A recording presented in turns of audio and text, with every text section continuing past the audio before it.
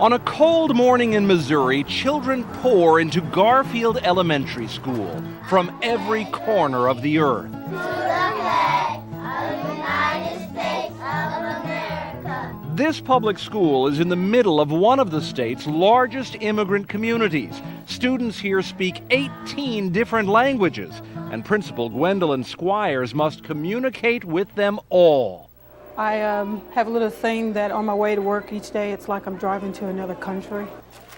As you know, often when those kids arrive here, they come here with nothing. No school records, no medical records. No. I don't think half of Kansas City knows what exists here on the northeast area of the city at all. She may be right. The immigrant population in Middle America is exploding. In Missouri alone, up 81% in the 1990s. The number of Latinos has nearly doubled, pushed by the arrival of workers like Eric Ruiz. Porque es un estado con... I like it here, he says, because there is more work and opportunity. So what are the 4 weather words that you came up with? Cloudy. So, not far from Garfield School, adults crowd into English language classes at an immigrant community center. And program director David Holzclaw thinks this is wonderful.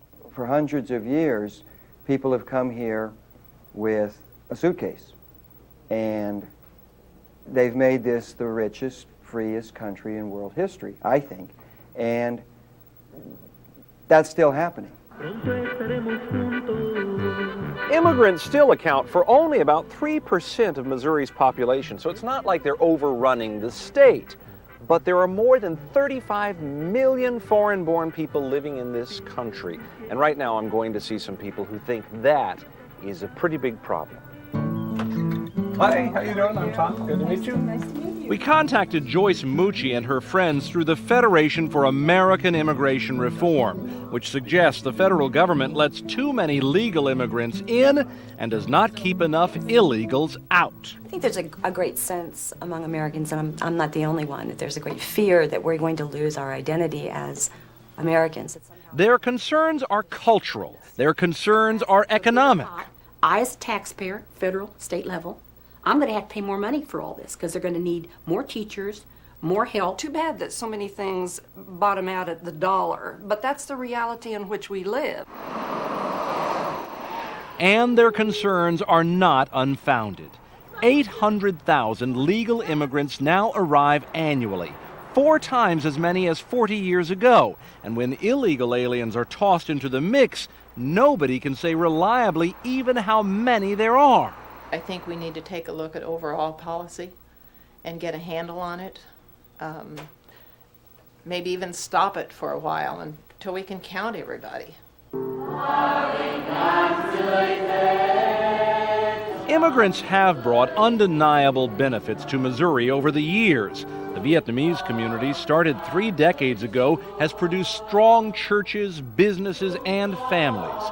Visit with Nguyen and Don Tran for even a few minutes, and you cannot doubt their patriotism.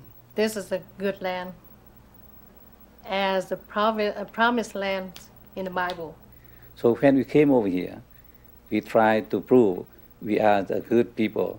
But some children of the original immigrants now wonder if keeping America's doors so wide open is wise. Should our immigration policy be more open or more closed?